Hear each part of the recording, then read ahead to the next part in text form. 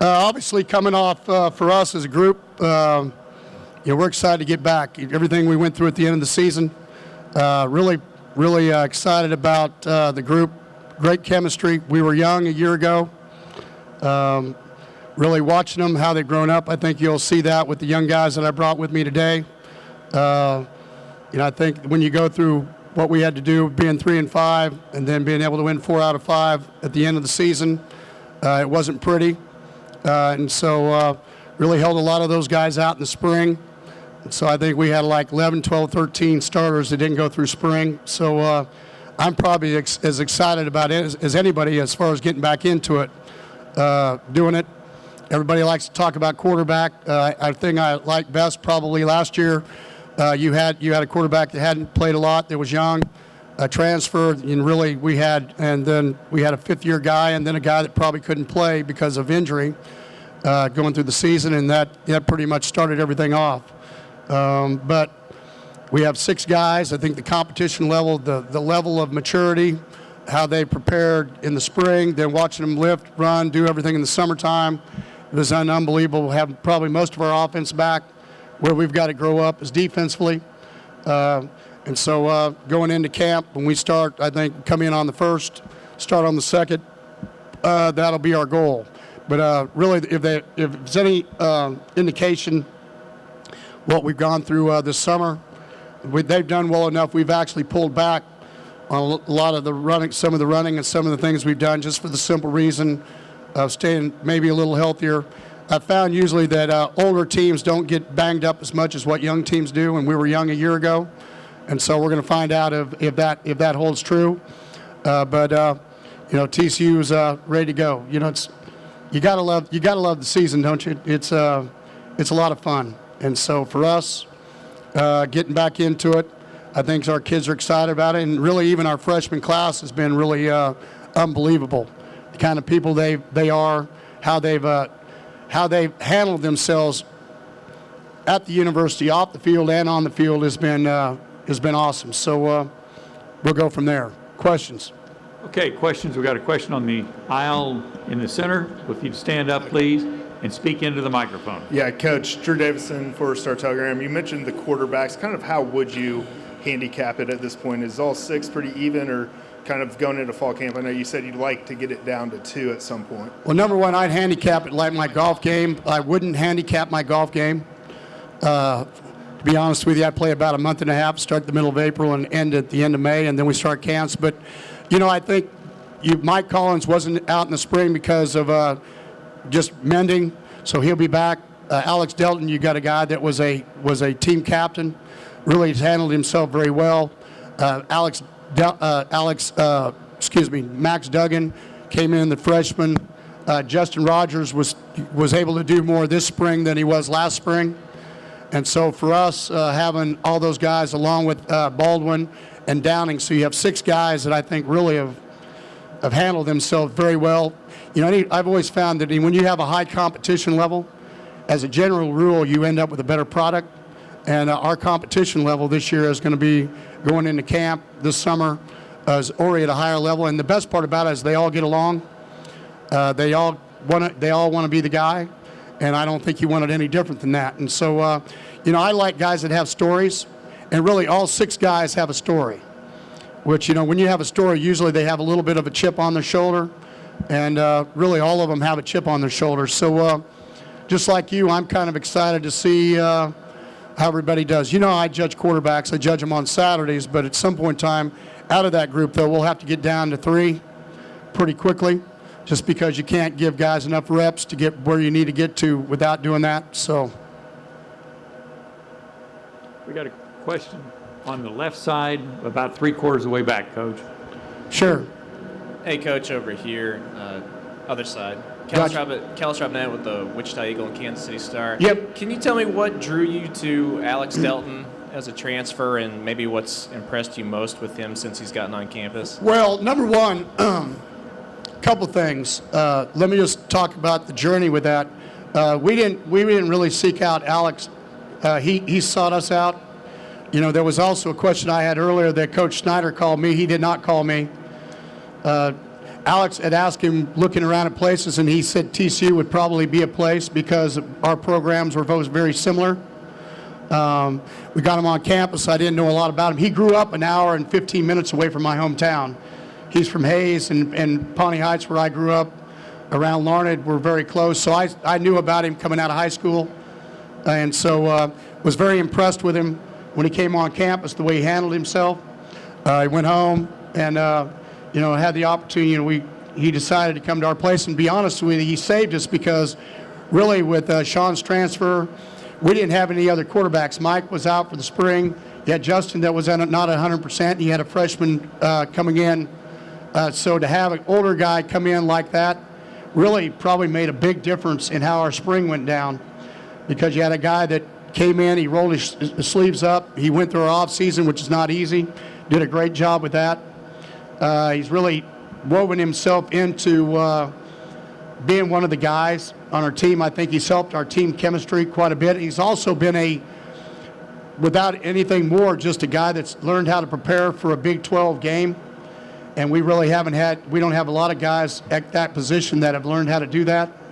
And we're moving forward. I think we have some talented young quarterbacks along with Mike. And so to have a guy that knows how to handle himself, how to prepare, how to do things, I think for our program, without even talking about winning and losing, I think has already made that position a lot better just because of the way he does things. Question on the right-hand side, about 3/4 of the way back. Yes, sir. Hey, Coach. Sean J. Raja, Dave Campbell's Texas Football. Going back to the quarterbacks a little bit, status-wise right now, have you heard back on Matthew Baldwin's transfer? No. Okay. And then health-wise, where are Justin and Michael right now, and do you expect them to be 100%? Mike's full speed. He's ready to go. Mike's full speed, and Justin's probably about 90, somewhere in there, I think, just getting started. But, I mean, he was out. He was able to go through spring, take reps, do things. We just keep working with him. That injury is one of those. The guy that plays for the Cowboys, the linebacker, one of those days that nerve just wakes up. His is not completely woke up, but it's a lot farther along than we were a year ago. Question in the middle. Hey Gary, Suzanne Halliburton, Austin American Statesman. With all the turnover that Big 12 has had with their head coaches recently, do you think the league is coming back toward you as a defensive guy, or do you still think it's going to be an offensive powerhouse of a league? Well, yeah, I don't. I think the league's been changing a little bit anyway. I think you're starting to see people get bigger, a lot more tight ends.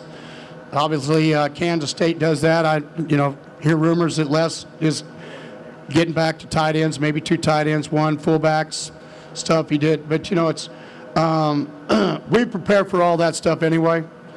You got to take them one game at a time.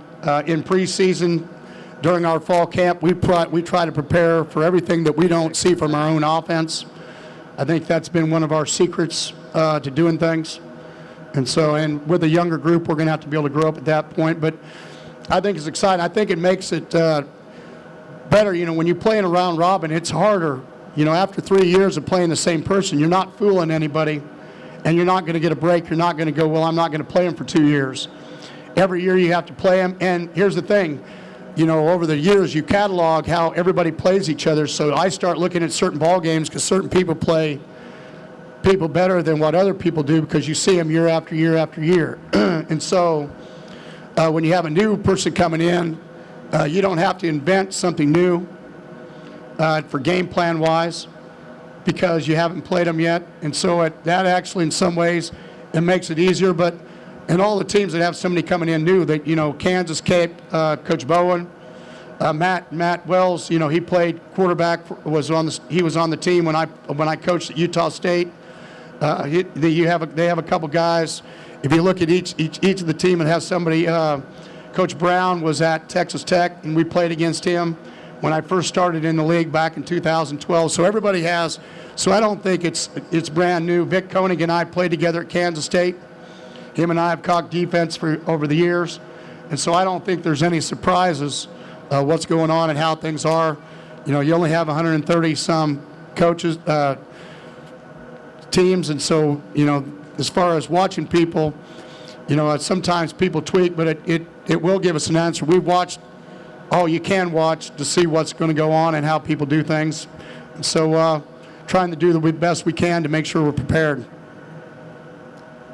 Coach, on the aisle, about 3/4 of the way back on the left side. Okay? Randy Peterson from the Des Moines Register. Hey, Randy. You don't come into Iowa to recruit a whole ton. What did you see in Max Duggan that made you venture up our way? Well, you know, I tell you, we're gaining. I tell you what we found. You know, we always lose the arms race in the state of Texas because you know, for every one person that yells TCU, you have, you know, 50 people that yell A&M or Texas Tech or whoever, because, you know, we're a smaller school. And so I think we have a better reputation even outside the state. If you just look at even the admissions, I think 56% of TCU is somewhere around in the 50s is non-Texan. And so some of our best players the last couple of years have gone. We've started riding our circles. Number one, he was a coach's son. He was a guy that was interested in us. He ended up with a great relationship with Sonny Cumbie, our offensive coordinator, quarterback coach. And, you know, just one of those things that happened. But he's a winner. And he has not shown any different than that, being because he came in early. He was here in January. And so, you know, we have, I think, 5 or 6 guys that came kind of from parameter places that aren't just neighboring states. And I think you'll start seeing us more and more being able to do that because the reputation of TCU has grown from an admission standpoint where their friends are coming to TCU, and so they know more about us now. And so that's made our job easier. Question on the third row in the middle. Hey, Coach. Yes, right sir. here. Andrew Miner with 24/7 Sports. You guys were 27th in the nation defensively last year in total defense. So when you say you're looking to grow up defensively, what exactly are you looking for in 2019? You mean as far as the team? Well, number one, you know, we had a first and second round draft choice defensive end, so obviously you've got to replace those guys. We feel like we have the potential to be able to do that. It's harder to do that with younger players completely, but you know, it's you had a grad transfer that really we've been very pleasantly surprised and happy with. Shamik Blackshear, then O'Shawn Mathis, which nobody knows about, because he played 4 games, but he was a redshirt. He's a 6'5", 250-pound, 4'5" plus something in there that squats 600, benches 400. And then Parker, we brought in then another 4 freshmen. That's probably our biggest place we have to grow up just because of experience-wise. Everywhere else, when you have both your starting corners, and really we have 4 guys that have played a lot of football. Corner, you get back Ennis Gaines. You know, we'll really go from 5'10" safeties to being our starting safety group right now is all over 6'2", with Trey Morig that had to play as a true freshman last year that probably, really to be honest, was probably not ready for all that, and has really changed his body, changed his mentality, Ennis, and then Vernon Scott, and then really we have 3 guys behind him. So linebacker-wise, he's here today, Garrett Wallow, that played there before. Montrell Wilson did not play a year ago, a 6'4" linebacker that's back working out and getting ready to go as a senior year. So depth, our biggest thing is out of 43 players, we got 22 redshirt freshmen that we have to grow up. And so how do we do that? How do we acquire depth and do the things we need to do? I think that'll be the key for us successfully. But anytime in this league, if you can rush the passer without blitzing, and you can play, you have guys that can run with everybody else, you got a chance. And I think we have possibly the capabilities of doing that. Question on the third row here on the left-hand side, Coach. Yes. Hey, Coach. Joe Trahan from What's up, Joe? WFAA TV. How you doing? I saw your tweet this morning about your facilities, and it sparked this question. I'm curious in terms of the pride factor that you have in what you and your regime, for lack of a better word, has been able to build at TCU while you've been there. Well, number one, you know, we've been able to play at a high level on the field. You know, it's, everybody says, you know, in recruiting, they say, well, we're not a big-time program. Well, then they should look at how many guys have gone in the NFL and how we played and how we've done things. And I think if you want something to do, what you need to do after this media day is over is you need to go walk in our stadium and see how the east side and the new video board, how it changed the presence of our stadium. I think it was exactly what we needed as far as recruiting-wise, fan experience-wise. And I tell you, to be honest with you, it's going to keep the noise in. But it's a very impressive stadium for being 50,000, and it'll be just as loud as probably it was already a loud stadium. But I think it's even going to get louder, and I think our fans are going to love it. You know, in this day and age of foundation, I also think because of the monetary part of it, to be able to understand the structure and the foundation of what that gives us on a year-to-year basis. You know, it's a thought-out process. It wasn't one of those where we wanted to go do something just because we wanted to go do it. I think that you have to be able to show kids in this day and age what you want to do, and you want, as I keep telling people, you got to eyes up, keep climbing. How do you want to do that? And that's exactly what I think the statement is going to say when we're done with it. It's impressive. I've been really excited with the vision of the people that put it together. We got new grass in because I didn't think we could play as fast. We're playing on the road faster on turf. So we put on the grass we had on our practice field, which is another benefit because you're going to practice on the gameplay on the same thing you practice on.